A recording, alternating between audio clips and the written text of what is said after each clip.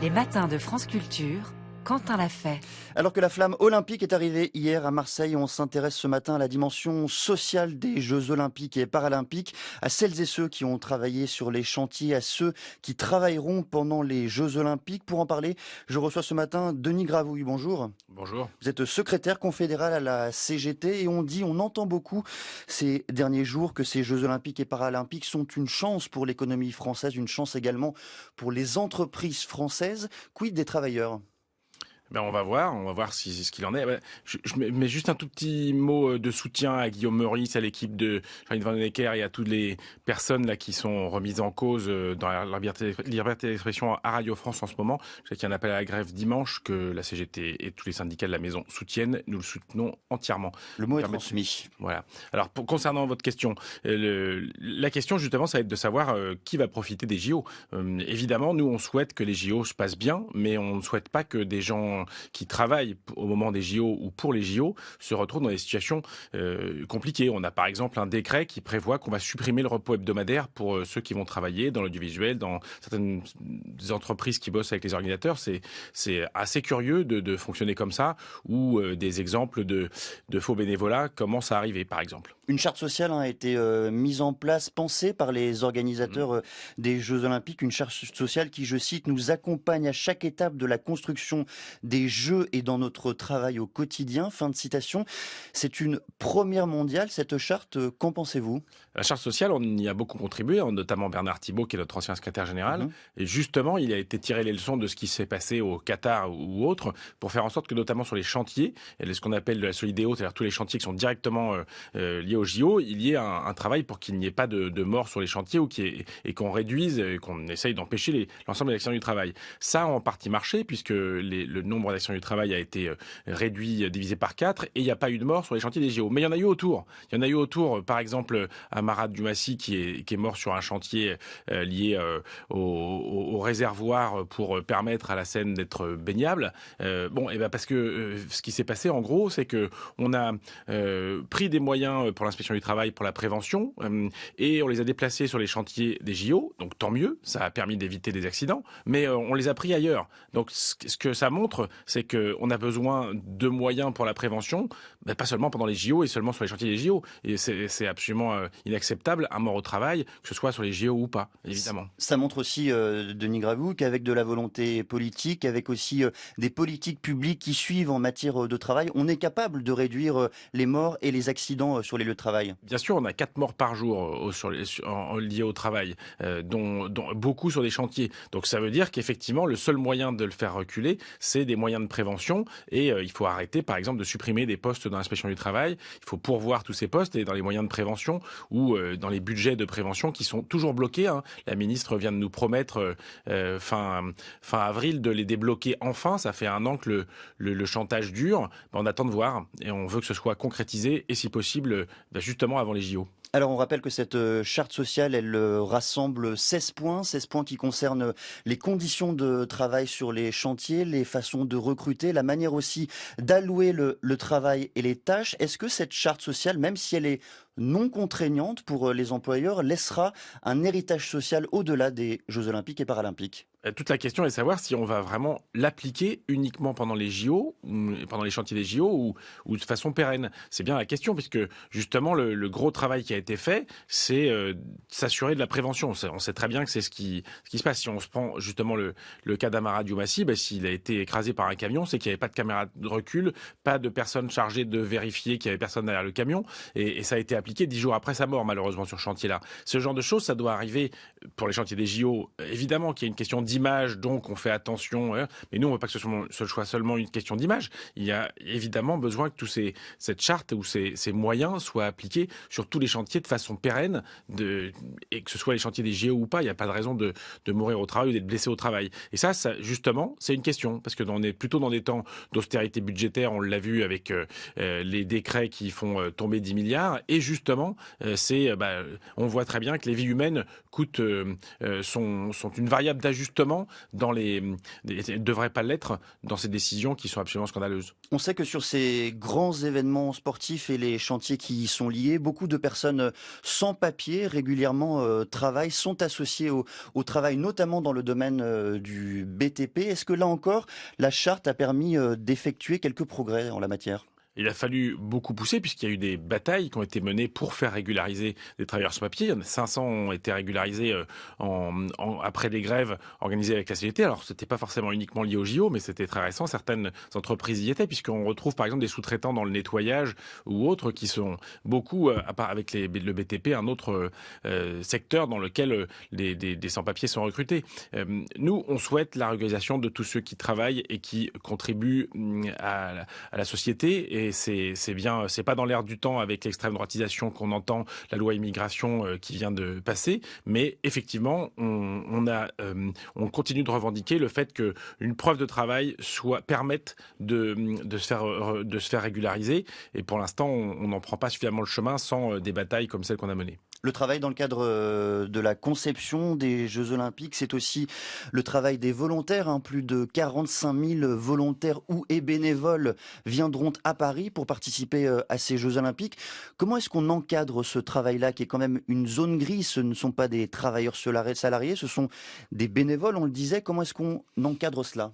Eh bien, c'est toute la question, c'est d'arriver à faire la part entre ce qui est vraiment du bénévolat, de gens qui sont fans de sport, qui sont dans des clubs sportifs, qui veulent participer aux JO, et du travail qui doit être rémunéré, et parce que c'est du travail, par exemple, d'accueil, de nettoyage ou autre. Voilà, on a quelques doutes dans certains cas sur... voilà, on a par exemple appris que certains assistants des opérateurs vidéo seraient des bénévoles, alors que d'habitude, sur les matchs de foot, tous les événements sportifs, il y a des techniciens et leurs assistants sont des postes de gens qui ont bien besoin de travailler. Donc c'est ce genre de choses qui n'est pas acceptable. Il faut qu'il y ait un strict contrôle sur ce qui relève du bénévolat, de mouvements associatifs et sportifs qui ont légitimement envie de participer à la fête, et ceux qui doivent être rémunérés pour un travail qui fait partie du travail normal sur le genre d'événement. Dans ce cadre-là, travailleurs et bénévoles, est-ce que la CGT prend le parti des travailleurs et des bénévoles, ou il y a une confrontation même sous-jacente entre les deux groupes? Nous, on cherche justement à ce que personne ne s'oppose les uns aux autres. Le milieu associatif, ça fait partie de l'éducation populaire. La question, c'est d'arriver à faire en sorte que ceux qui seraient des faux bénévoles soient défendus et permettent et l'occasion de rencontrer la CGT, parce qu'on va s'organiser pendant tous les JO pour faire en sorte qu'on puisse répondre à leurs attentes et les accompagner, y compris juridiquement s'il y a besoin, quand on constatera qu'il s'agit du travail salariés dissimulés. Bon, quand on vous entend, quand on regarde également les chiffres en matière d'accidents du travail, on pourrait dire que ces Jeux Olympiques sont en somme une forme de progrès social s'agissant seulement des travailleurs.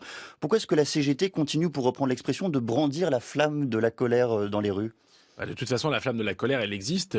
On l'a bien vu, la flamme de la colère après le mouvement des retraites de l'année dernière, où on nous a passé en force à coup de 49.3 une réforme qui était totalement minoritaire dans l'opinion et même dans le Parlement et même dans l'Assemblée nationale. C'est évidemment que la colère est là. Maintenant, la question que nous posons, c'est que fait-on pour des travailleurs qui vont avoir leur charge de travail augmentée ou modifiée pendant les Jeux Olympiques? Prenons par exemple les personnels de la santé. On sait très bien que l'afflux de touristes va avoir un impact sur les urgences médicales, dont on sait très bien dans les hôpitaux qu'elles sont déjà extrêmement tendues.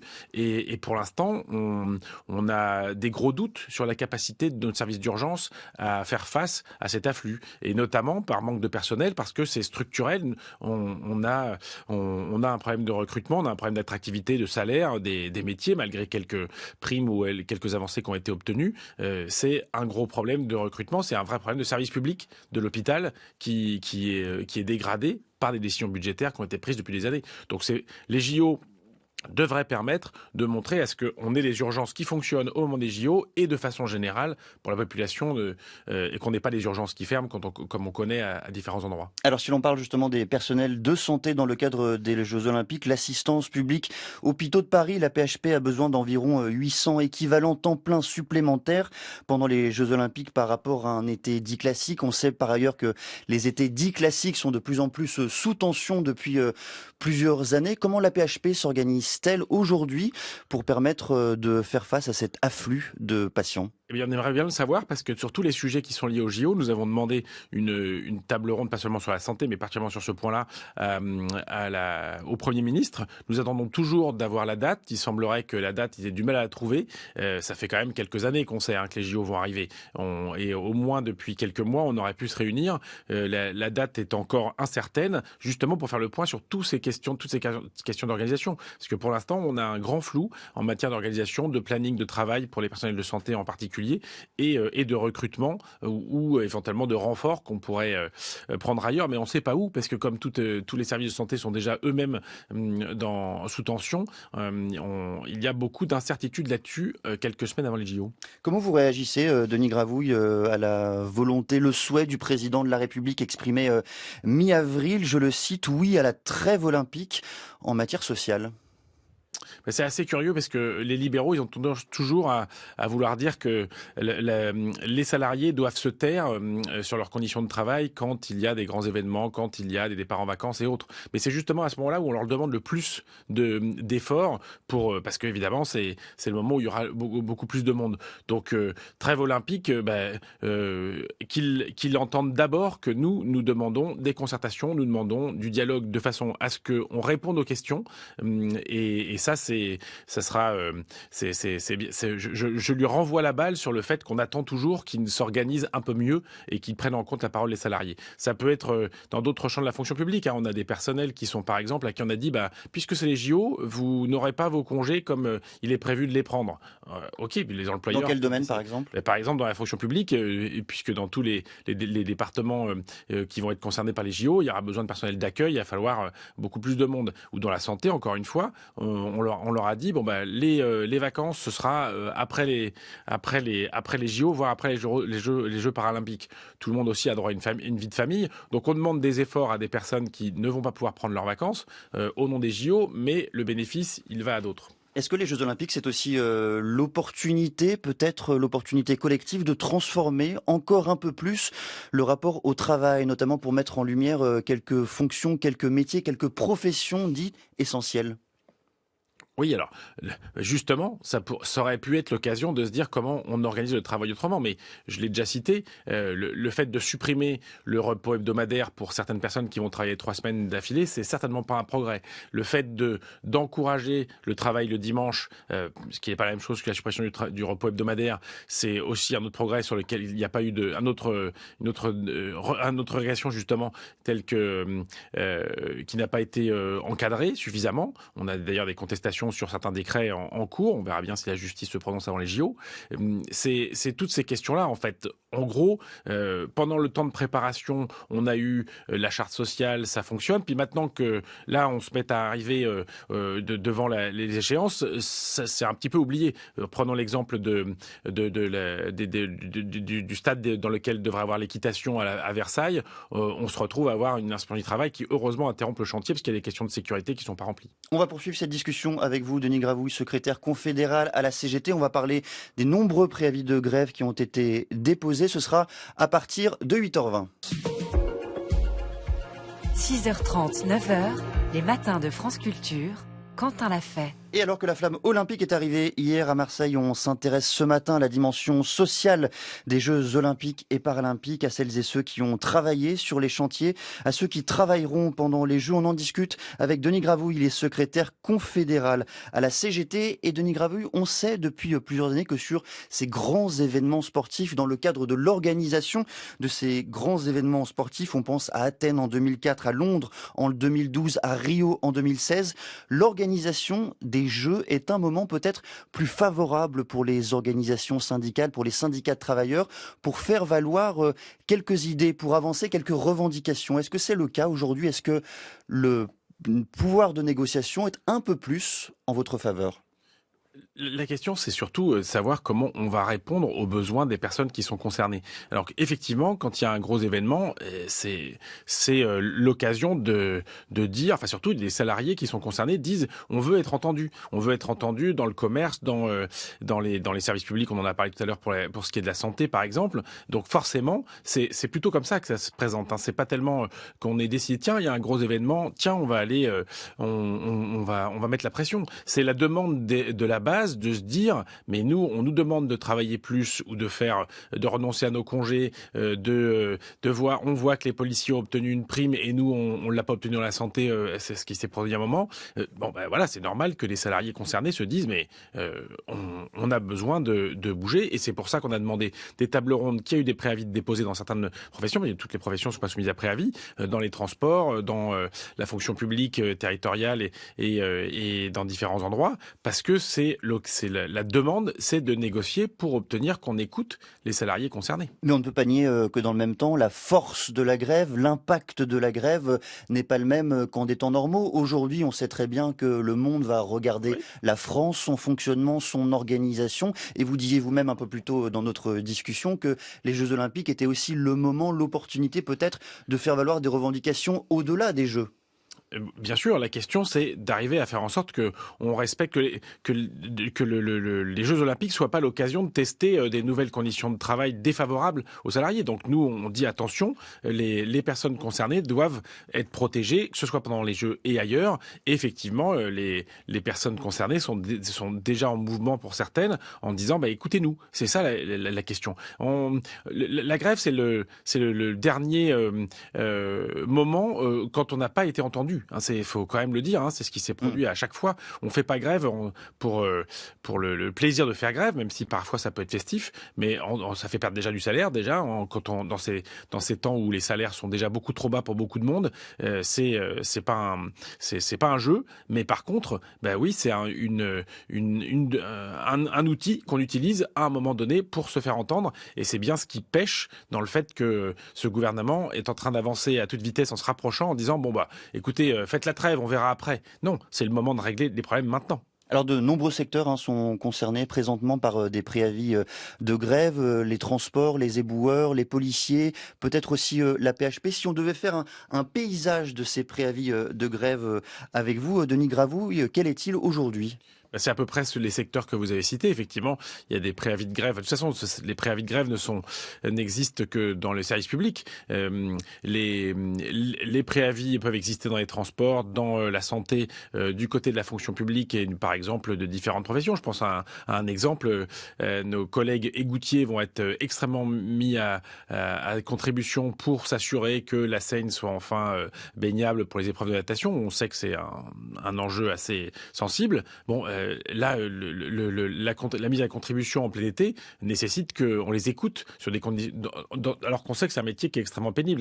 La durée de vie, l'espérance de vie des égoutiers à la retraite, elle est beaucoup plus faible que beaucoup d'autres professions. Donc c'est évidemment là il y a besoin de renfort, il y a besoin d'écouter les salariés pour qu'ils puissent travailler dans de bonnes conditions de travail et participer à faire en sorte que le travail soit correctement fait. Alors entrons avec vous dans le détail de ces professions et des revendications de ces professions. Commençons par la SNCF.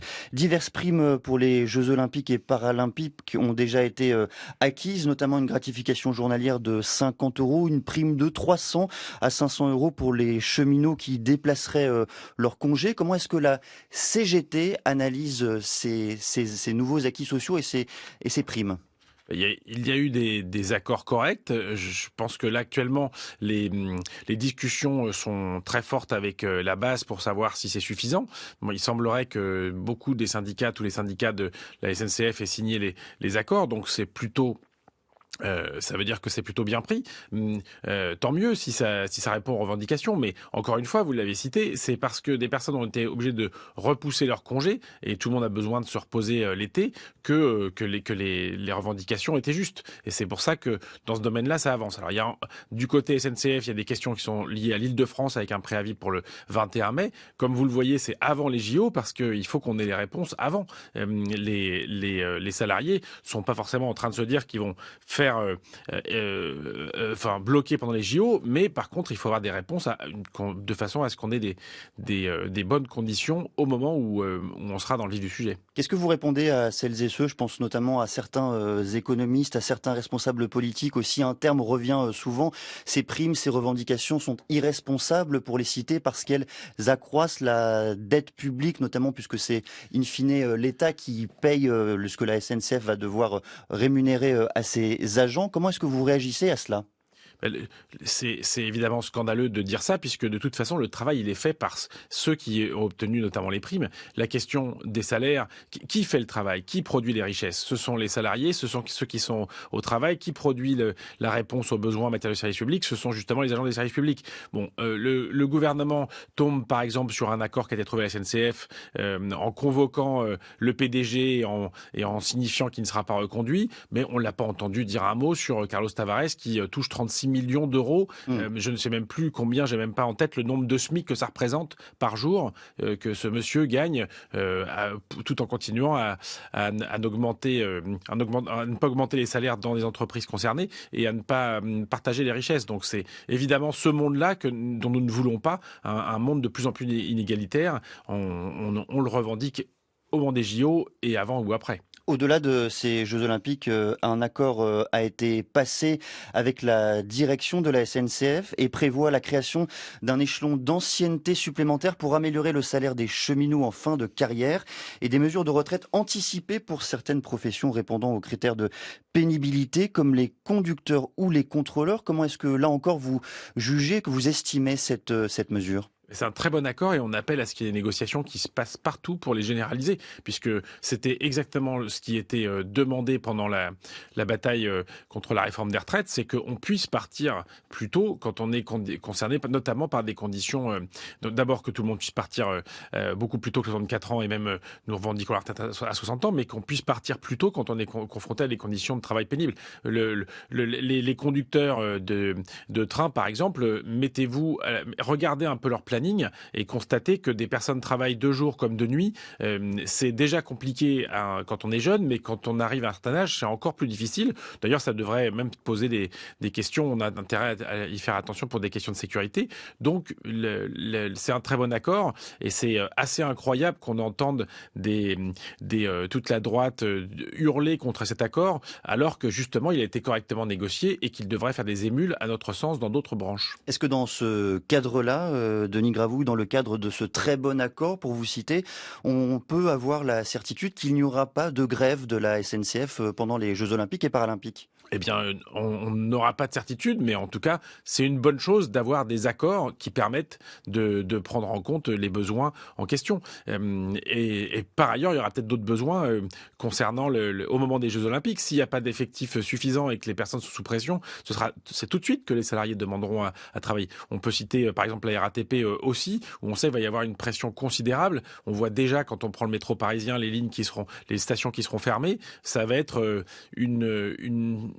un moment particulier, donc il y a intérêt à être bien organisé et à faire en sorte que toutes celles et ceux qui sont là ne soient pas épuisés par l'afflux de passagers supplémentaires. Est-ce que vous savez si ce très bon accord a coûté la place au patron de la SNCF? On a appris que Jean-Pierre Farandou ne verrait pas son mandat renouvelé. Il semblerait que quand un patron négocie un bon accord avec les salariés, il soit mal vu à Bercy. Les mauvais accords ou l'absence d'accord, là par contre c'est très bien vu. Enfin, on a un gouvernement qui est unilatéralement du côté des intérêts, des mauvais intérêts patronaux, et ça c'est vraiment déplorable. C'est bien pour ça qu'on se retrouve à avoir des sanctions. Jean Lémarie parlait des européennes. Ce qui fait progresser le Rassemblement national, c'est d'une part une ambiance xénophobe que nous dénonçons, mais d'autre part, la désespérance par rapport au niveau des salaires, au niveau des pensions, des petites pensions de retraite, pour lequel, ou du RSA, et c'est là-dessus qu'il faut arriver à changer la donne, et notamment en matière de salaire. Vous évoquiez également un peu plus tôt dans notre discussion les conducteurs de métro et de RER de la RATP. Qu'ont-ils obtenu là encore en matière sociaux ? Alors, on va pas rentrer dans les détails. Social. On va pas rentrer dans les détails de leur accord, mais effectivement, il y a eu des primes qui ont été obtenues et des augmentations de salaire, la prise en compte des évolutions de carrière. Donc là aussi, c'était nécessaire puisque de toute façon, on a un réseau qui a complètement changé en augmentant le nombre de lignes et en changeant aussi le mode de travail. On sait qu'il y a moins de conducteurs, il y a des lignes automatiques. Donc c'est aussi ce genre d'accord qui prend en compte l'évolution du travail qui a été passé. Alors là, j'ai moins de détails sur ce qui a été obtenu, mais la question, évidemment, ne résout pas tout sur l'afflux qu'il va y avoir, l'augmentation de travail qu'il y aura pendant les JO. Ce qui justifie à chaque fois ces primes, ces augmentations de salaire pour un temps, et notamment durant le temps des Jeux Olympiques et Paralympiques, c'est l'augmentation du temps de travail, ainsi que peut-être la transformation de l'organisation du travail d'une façon ponctuelle. Pourquoi la CGT, dans ce cadre-là et à travers cette optique, ne soutient-elle pas les policiers pour qui, de la même façon, le temps de travail va augmenter pendant les Jeux Olympiques ? On a soutenu le fait que tous les agents publics et les policiers en particulier soient correctement traités pendant les Jeux Olympiques ou ailleurs. Hein. La CGT, par exemple, ne soutient pas présentement la grève des policiers municipaux de la ville de Paris. Il y a eu on est moins fort chez les policiers municipaux, ça c'est clair. J'ai pas les détails de pourquoi est-ce que il n'y a pas eu de soutien. La question, c'est une question d'équilibre. Je pense que ce qui a été décidé, c'est qu'on ait une organisation du travail qui tienne compte de toutes les catégories. Souvent, les revendications catégorielles sont plus difficiles à entendre. Il faut que ce soit juste. Il faut que, évidemment, les policiers municipaux soient bien traités, mais que ce ne soient pas les seuls. Et je pense que c'est la raison pour laquelle il y a eu des divergences de positionnement par rapport aux policiers municipaux. Les revendications catégorielles, pourtant, c'est bien le cas dans les transports et dans la façon dont vous conduisez des préavis de grève dans les transports. Oui, mais il faut l'articuler avec l'ensemble des agents de la fonction publique de la mairie de Paris. Et je ne sais pas exactement ce qu'il en est pour les policiers municipaux, mais évidemment, on soutient le fait que tout le monde soit bien traité en équilibre, sans donner aux uns pour prendre aux autres. C'est la question d'arriver à trouver, par exemple, qu'on n'oppose pas les égoutiers ou les policiers municipaux. En matière sociale, Denis Gravouille, quel est l'enjeu, quels sont les enjeux dans le cadre de la préparation sociale des Jeux Olympiques dans le secteur privé cette fois? Commençons peut-être par l'hôtellerie et la restauration. Là, quels sont les enjeux? Ce sont des secteurs le secteur privé ne sont pas soumis à préavis. On sait que les professions qui vont être le plus sollicitées vont être les hôtels, cafés, restaurants. Ça va être parmi ceux qui vont être extrêmement sollicités. Bon, grosse question, c'est les salaires et la précarité. Ce sont des secteurs dans lesquels il y a des recours à des contrats courts et très mal payés souvent dans ce domaine-là. On voit que certains se frottent les mains à voir arriver une manne un afflux de touristes qui vont dépenser beaucoup d'argent en région parisienne en particulier, en France en général. Il est absolument normal que cet argent serve à rémunérer les salaires des personnes concernées. Or, ce qu'on voit pour l'instant, c'est que on nous dit qu'on va travailler le dimanche, qu'on va supprimer le repos hebdomadaire pour certains, et on voit pas arriver les augmentations de salaire ou les primes. On préfère les augmentations de salaire aux primes d'un grand nombre de salariés. Où au contraire, on nous dit on va prendre des travailleurs saisonniers, ponctuels, pour travailler sur toutes les installations dans les hôtels, cafés, restaurants. Donc là-dessus, évidemment, il y a des revendications dans ce domaine-là qui ne seront pas soumises à préavis, mais on va accompagner tous les salariés. Puis par ailleurs, on a comme déjà quelques exemples de personnes qui seront des faux bénévoles, à qui on va dire vous venez faire du bénévolat, mais en réalité qui devraient être salariés. Donc ça, c'est toutes ces personnes-là qu'on va accompagner avant et pendant les Jeux. Pour bien comprendre ce que vous dites, dans le secteur de l'hôtel et de la restauration, il n'existe pas aujourd'hui d'assurance, d'engagement quant à la répartition des bénéfices pendant les Jeux Olympiques? Pour l'instant, il n'y a pas eu d'accord particulier. Il y a eu des négociations dans les conventions collectives et pour l'instant, on sait très bien que c'est des domaines dans lesquels les salaires n'augmentent pas dans ce domaine-là. Donc, on a le sentiment qu'un certain nombre de personnes vont faire des profits plus ou moins considérables et que pour autant, produit par le travail de ceux qui auront plus de boulot, qui auront que des établissements pleins et on ne voit pas les augmentations de salaire arriver dans les prévisions d'embauche. On a parlé de l'hôtellerie et de la restauration. Quel est l'enjeu cette fois dans le domaine des commerces? Là, beaucoup de commerces seront ouverts et notamment ouverts le dimanche à Paris. Là encore, quel est l'enjeu?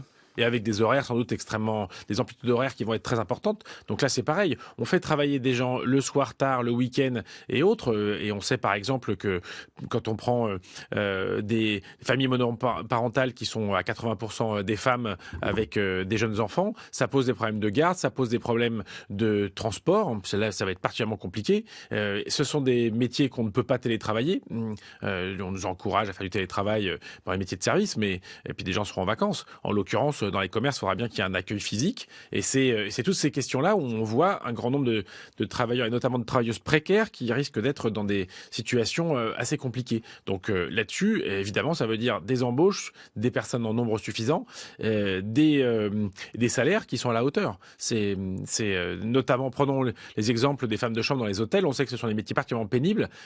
Quel est-il prévu dans les hôtels qui vont faire des bénéfices considérables pour augmenter les équipes, pour que le travail ne soit pas encore plus pénible? Pour bien comprendre la position de la CGT, vous ne vous opposez pas aujourd'hui à l'ouverture de ces commerces le dimanche?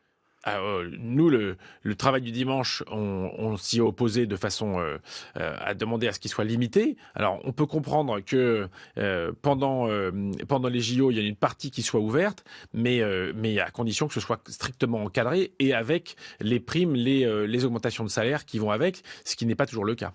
Dans le cadre de ces préavis de grève multiples, une proposition de loi a été votée au Sénat, une proposition de loi visant à restreindre le droit de grève dans les transports durant certaines périodes. Elle a été adoptée en première lecture le 9 avril dernier. Une réaction quant à ce texte? C'est une vieille lune de la droite, des libéraux, de remettre en cause le droit de grève qui est un droit constitutionnel. Il faut rappeler que le droit de grève, c'est le moyen de s'organiser pour rééquilibrer un tant soit peu un pouvoir qui est déjà déséquilibré. Le patronat, les employeurs ont un pouvoir considérable.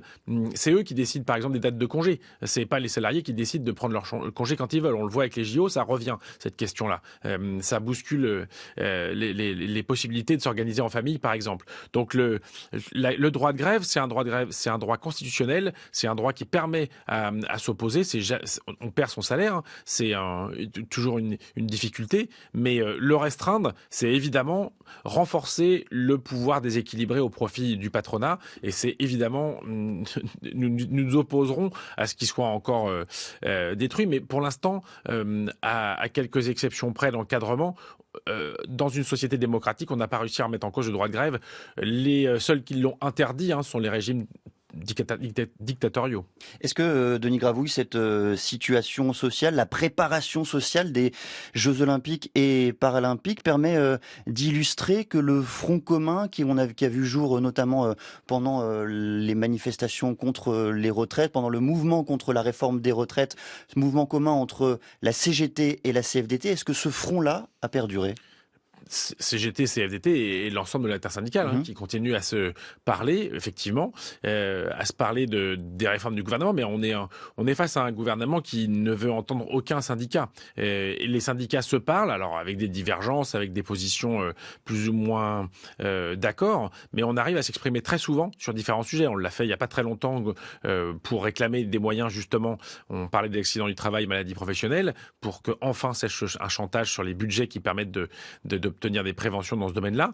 On va le faire, on l'a déjà fait sur la réforme de l'assurance chômage que le gouvernement est en train de préparer juste avant les JO, là, comme par hasard, parce que il y a aussi un problème de calendrier au 1er juillet, et on nous annonce encore des restrictions de droit avec un acharnement thérapeutique sur l'assurance chômage depuis l'arrivée d'Emmanuel Macron.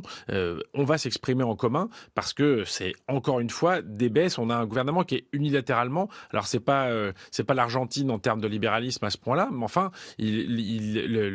l'inspiration des fois est pas loin, puisque en l'occurrence, c'est une remise en cause des droits sociaux. On a plus que plus qu'une personne sur trois qui est indemnisée à l'assurance chômage, et parmi ceux qui sont indemnisés, une moitié qui est en dessous du seuil de pauvreté. Donc c'est là-dessus, encore une fois, qu'on s'accorde pour batailler, pour empêcher qu'on tape encore sur les plus faibles. Si je vous pose la question, Denis Gravouille, c'est parce que la CFDT semble un peu moins à l'initiative dans les préavis de grève qu'on a mentionné plus tôt dans notre échange. Oui, parce que évidemment, la CGT est particulièrement motrice sur les questions de préavis de grève et autres, mais ça n'empêche que l'unité syndicale, qui est parfois difficile dans différents endroits, elle reste depuis la bataille sur les retraites, parce que il y a des attaques qui sont communes. On revendique en commun une amélioration des services publics, on revendique en commun une amélioration de la protection sociale, et ça permet de continuer à se parler face à un gouvernement qui fait le contraire et qui encourage la désespérance et le vote d'extrême droite, contre lequel aussi on s'est unis à plusieurs reprises entre syndicats.